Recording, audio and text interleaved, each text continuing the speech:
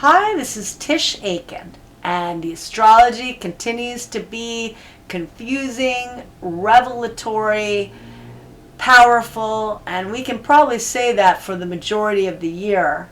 But I would say that in recent time, we had huge things happen. We just had two eclipses, and this Saturday, we're going to have a full moon in Libra, which officially marks the ending of eclipse season, because eclipses begin, although I feel a little bit, from my vantage, I feel it beforehand. But officially, they say that they start with the last lunation that precedes the eclipses. So that would have been the new moon that preceded the total lunar eclipse that occurred on March 14th in Virgo. Then we had the solar eclipse in Aries that occurred on March 29th. And now, 2 weeks later, we're going to have a full moon in Libra on April 12th. And that's going to be at 23 degrees of Libra. And I'll do another video about that full moon itself. But that is also the day that Venus stations direct. Venus has been retrograde for a while now. It retrograded on March 1st, initially at 10 degrees and 50 minutes of Aries. It returned to Pisces on the 29th of March, and it will station direct at 24 degrees and 38 minutes of Pisces. And we just had Mercury station direct on April 7th at 26 degrees and 49 minutes of Pisces. Getting a theme here because both retrograded in Aries. Venus at 10 degrees and 50 minutes, Mercury retrograded on March 15th at 9 degrees and 36 minutes of Aries, close in degree, and very close in degree to the last eclipse in Aries, which was at 9 degrees exactly of the sign of Aries, and that was on March 29th. We are getting so many stories and revelations. Things are ending, but we're also preparing for a major rebirth and new beginning. All the Pisces that was inherent in both eclipses, and even in this solar eclipse in Aries, we had Venus and Mercury retrograde in Pisces, very close to Saturn, which is responsibility, karma, accountability, and having to make hard choices. And the north node of karma, where you're meant to be going. Saturn has been in Pisces since March 7th of 2023. And this is the reality planet. We had Venus meet up with Saturn on April 7th. And we all know that the stock market went haywire on April 4th. The tariffs were implemented on April 2nd, and then 2 days later it went haywire on a day that actually had a lot of good aspects. Saturn and Uranus formed a sextile. That's when they're 60 degrees apart and they work in harmony. Saturn was in water, Uranus was in earth. Water and earth work well together, fire and air work well together. That's an aspect of opportunity. And then Mars and Uranus also formed a sextile, an aspect of opportunity. And Saturn trine Mars, but you wouldn't think so based on what was happening. However, you have to bear in mind Mars was still out of bounds up until Monday, the 7th, which means that it does not play by the rules. And all of the points in Aries are answering back to that Mars out of bounds. Mars is now direct. It did station direct on February 23rd. It is building momentum, but it's still in Cancer, where it does not like being. And it is emotionally reactive. And you have Venus and Mercury retrograde. And Venus retrograde is not a good time to make financial decisions in your own life, to make big relationship decisions, to get married. And Venus will be stationing direct on Saturday, on April 12th. Mercury is now direct. And the eclipse energy is now, we're getting it, releasing it a little bit, because this is the first lunation. However, I've said this before, I feel eclipse energy a month before, And a lot of times the clients, if I see they got hit by a big eclipse, I'll ask, did something happen by this eclipse? Sometimes it might be a month before. A lot of times it's during the month or on the very day. Sometimes it might be a month or two after if it hit them very strongly and it's a powerful eclipse. But we do have the eclipse dust kind of settling a little bit on the first lunation, the full moon in Libra.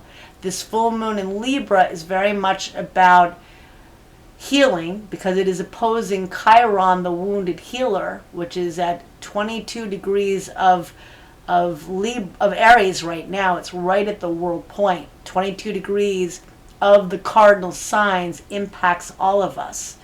And so there's that energy. But what about Neptune, which rules the sign of Pisces, where we still have a lot of points? Neptune ingressed into the sign of Aries for the first time in 165 years.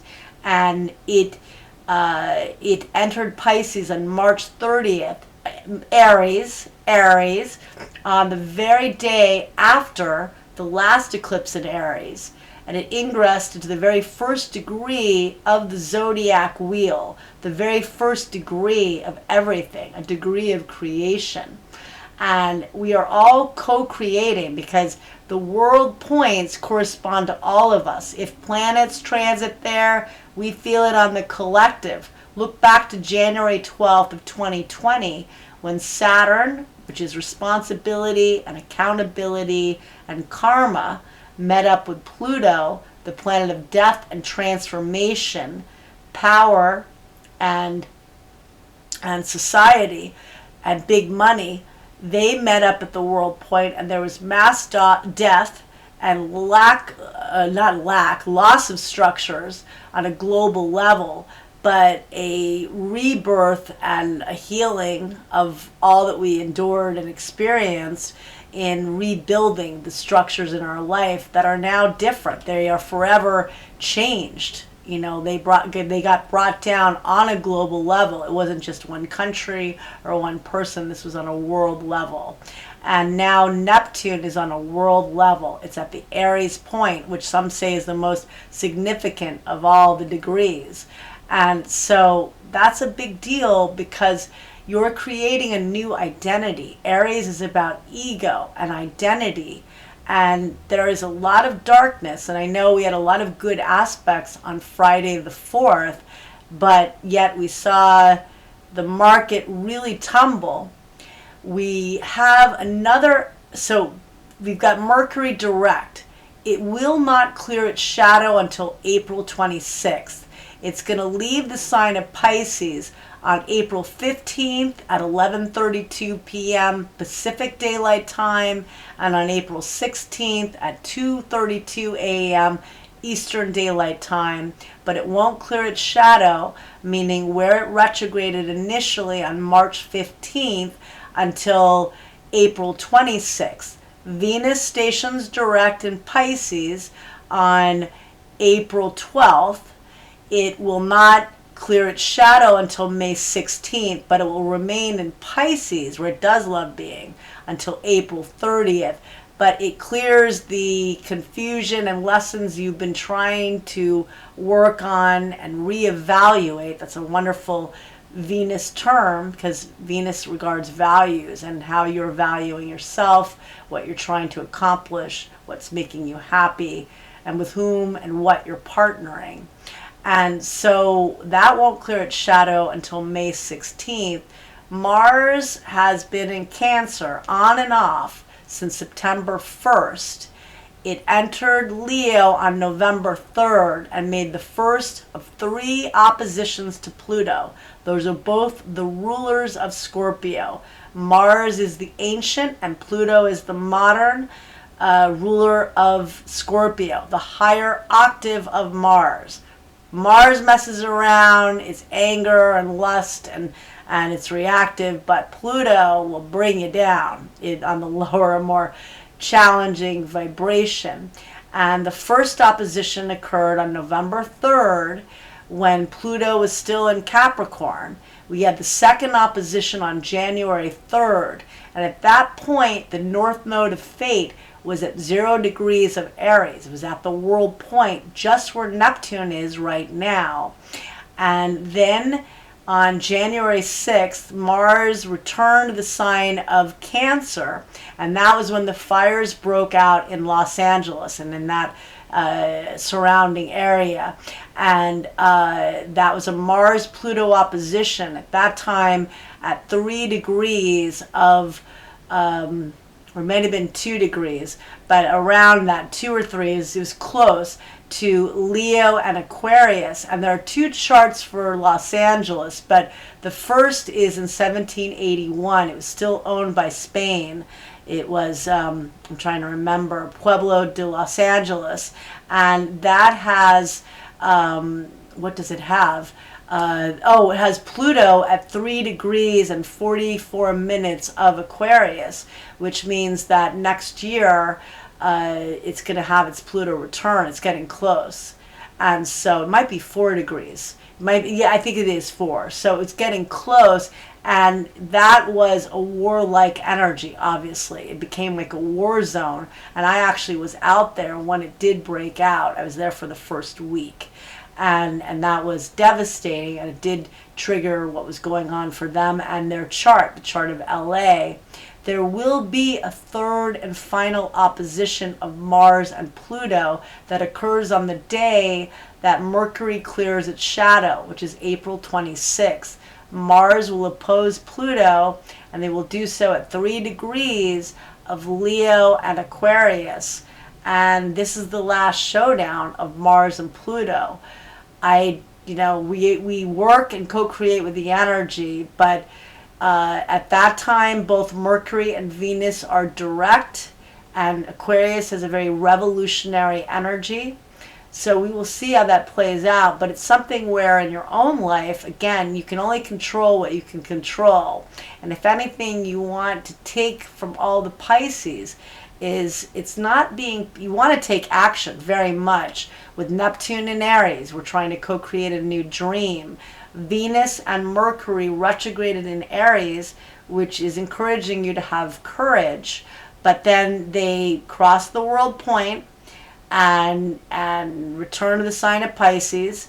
And initially they crossed the world point when they went into Aries and retrograded. So this is the third and final time when Venus returns to Aries on April 30th, when Mercury returns to Aries on May 15th or May 16th, March 15th, April, what am I doing? Pisces, April 15th or April 16th, depending on your time zone, that they're crossing back and forth, giving us previews of what we've all been working with Venus retrograde, with Mercury retrograde. It's about being a courageous pioneer, but coming from a heart-based and a soul-based place as much as you can, because Pisces is about your soul. It's selfless love. It's the highest form. Venus in Pisces is exalted. It is selfless. It is beautiful. But we also have to fight in a new reality, not with anger and venom, but with, empowering ourselves, fighting for what we think is right. And that's a big theme I feel with this. And fighting to believe in dreams. So many people feel, and this is where Neptune is going back and forth from Pisces, now it's in Aries, and then in October it returns the sign of Pisces. It stations direct in Pisces. Is that you want to focus on healing yourself, your loss. I mean, everybody's going through something and is scared right now, no matter what. It's a tenuous time, and it's going to be tenuous between all the Aquarian energy that's very unpredictable, like the metaphor of plane crashes. And I'm not making light of plane. There have been some awful plane crashes, but the metaphor of the unpredictability, but also the wake-up calls and just getting us out of our heads into a new realm. And the thing is, too, is that there's a sobering energy with the Venus-Saturn theme. They met up on April 7th, which was 3 days after the first tumultuous day, the really tumultuous day on the market. They're going to meet up again on April 24th, because now Venus will be direct. And they're going to meet up, let's see, they met up on January 18th. So that was 2 days before the inauguration. So these are 3 meetups of Venus and Saturn, just like Venus crosses the the world point, and Mercury crosses the world point 3 times in total, giving us all an opportunity to work on what we want Neptune in Aries to be. Because Neptune will be in Aries once it returns next February. Saturn and Neptune are going to meet up at 0 degrees and 45 minutes of Aries. That's the world point, off by 45 minutes. And that's a whole new reality. That's a new beginning on the collective scale. And it will remain in Aries through 2039. Big deal, right? So, and we have Pluto. It finally went back for good at the very end of the year in Aquarius, where it's going to be for a long time. And it's going to get farther along. It's been going back and forth. But, you know, we are rebirthing ourselves. And the Pisces energy, there is a lot of letting go. Nature abhors a vacuum, making space for the new beginnings, but also recognizing that you may go through times of feeling very enlightened, feeling very excited. Right now, it's more of a fear-based, anxious Uranus energy. Strong Uranus can make you feel very anxious and excited. But the Saturn-Uranus sextile that we had on April 4th, there will be a second round on August 11th.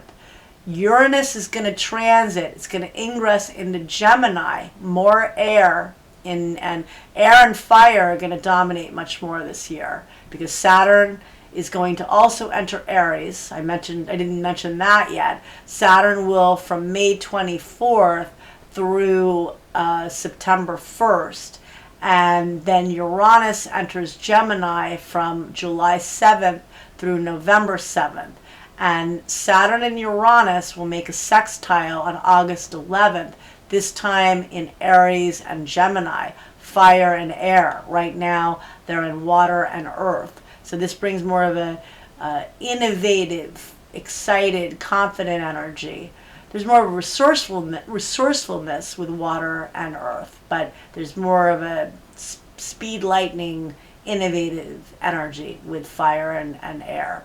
And so, and then they will make a third and final sextile, which is an aspect of opportunity. So if you're scared about things that are going on right now, a lot of things will be turned around. Venus is retrograde. Mercury just stationed direct. It's still in its detriment, has not cleared its shadow.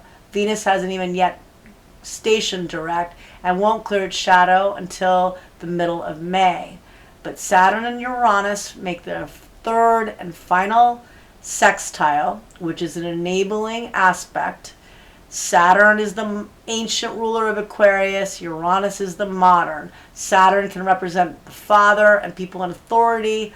Uranus is the great awakener, the guy that's the rabble rouser, but wakes you up, you know. And that will occur on January 19th of 2026. And then soon after, we've got Saturn and Neptune ingressing back into Aries and meeting up on February 20th at 0 degrees and 45 minutes of Aries to form a whole new story. Take it easy right now. Things are still very confusing. I don't care if Mercury is direct, that helps. Mars is out of bounds, that helps. But Mars is not yet in Leo. It will be as of April 18th. That'll definitely help as far as I'm concerned. But then it's going to form that big opposition to Pluto, the third and final. The third's a charm, right? So lay low, take it easy, get some rest. I chanted a lot today and that helped. And I wish you good luck and take care, and I will be back.